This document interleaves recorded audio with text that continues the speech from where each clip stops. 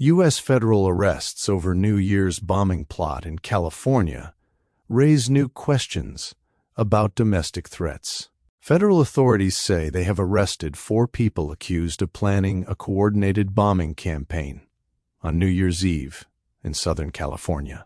The case matters right now because the alleged plan was timed for midnight, when fireworks and crowds could have masked chaos and slowed response. The central tension is familiar and still unresolved: how to stop political violence early, before anyone is hurt, without treating broad, lawful dissent as suspect by default. This report lays out what authorities say happened, what is still unclear, and why the details of this investigation are likely to ripple beyond California. It also explains what changes for public safety planning as the calendar approaches a high-risk holiday window. The story turns on whether prevention can stay precise. Key points. Federal prosecutors say 4 defendants were arrested on December 12th in the Mojave Desert area while taking steps toward building and testing explosive devices for a New Year's Eve attack. The defendants are charged with conspiracy and possession of an unregistered destructive device. Prosecutors have said additional charges could follow. Authorities allege the plan aimed to detonate multiple devices at midnight on New Year's Eve at 5 or more locations tied to 2 U.S. companies in the greater Los Angeles area. Officials say the defendants used encrypted communications and took operational steps meant to reduce detection and forensic traceability. Authorities also allege the group discussed future attacks targeting federal immigration agents and vehicles. The case is likely to intensify debates over domestic extremism labels, preemptive arrests, and how much the public should be told about disrupted plots. Background: the New Year's bombing plot in California. According to federal authorities, the 4 defendants are Audrey Eileen Carroll, Zachary Aaron Page, Dante Gaffield, and Tina Lai.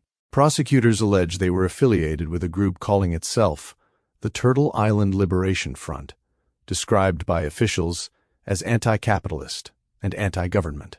Authorities say the alleged plot was detailed in an 8-page handwritten plan titled Operation Midnight Sun. The plan, as described by officials, called for placing devices in backpacks and setting them to detonate simultaneously at midnight on New Year's Eve. Officials have said the targets were tied to 2 companies and involved multiple sites in the Los Angeles metropolitan area. Authorities have not publicly identified the companies, describing them only in broad terms consistent with large logistics operations. Federal officials have emphasized that agents moved in before any functional explosive device was completed. In other words, the government's case rests on alleged planning, coordination, acquisition of components, and early-stage assembly efforts rather than a completed device or an attempted detonation. The defendants are presumed innocent, and the claims will be tested in court. Analysis: political and geopolitical dimensions. This case lands in a political climate where domestic terrorism language is both powerful and contested. Officials have used sweeping terms to describe the alleged plot, while the charging documents at this stage focus on conspiracy and destructive device allegations. That difference matters. Labels shape public perception and policy response, but charges determine what prosecutors must prove. In court, the government will likely concentrate on concrete actions: written planning, coordination, travel, purchases, communications, and steps taken toward constructing devices. The alleged ideological framing also risks spillover effects. When authorities describe a small alleged cell as part of a wider worldview, public debate can quickly flatten into crackdown versus ignore it. The harder question is operational. What indicators justified intervention here, and can those indicators be applied narrowly enough to avoid sweeping and lawful activism? Economic and market impact. Even a foiled plot can change the cost and posture of security. If prosecutors are right that logistics-linked sites were in the crosshairs, the private sector. Takeaway is blunt. High-throughput nodes are soft targets with outsized economic leverage. In the short term, companies in transportation, warehousing, and retail logistics may increase visible security around holiday periods, particularly New Year's Eve. In the longer term, firms may quietly invest more in perimeter hardening, camera analytics, staff training, and rapid coordination channels with law enforcement. None of that is free. The economic impact is less about lost inventory and more about a rising baseline of security overhead and operational friction in an already time-sensitive supply chain. Social and cultural fallout. Cases like this tend to produce two simultaneous reactions. One is fear, the sense that everyday public places are vulnerable during celebrations. The other is suspicion, pressure to treat certain political identities as inherently risky.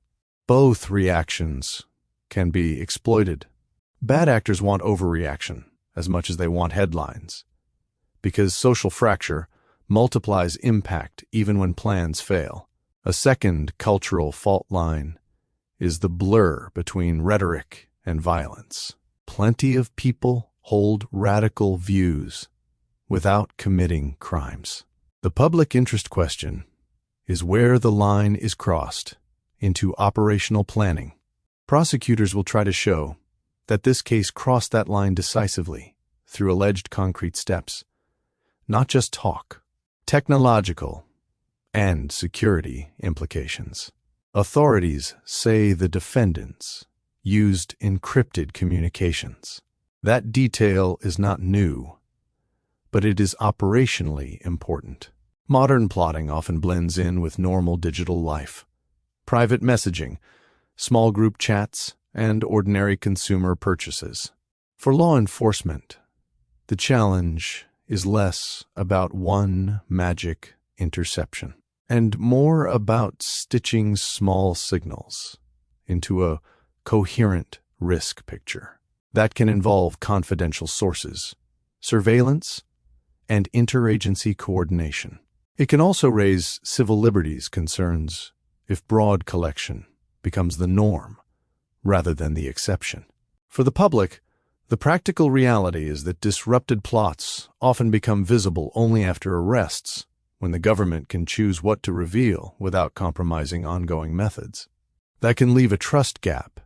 People want reassurance, but they also want transparency that rarely arrives in real time. What most coverage misses, the most overlooked factor, is timing.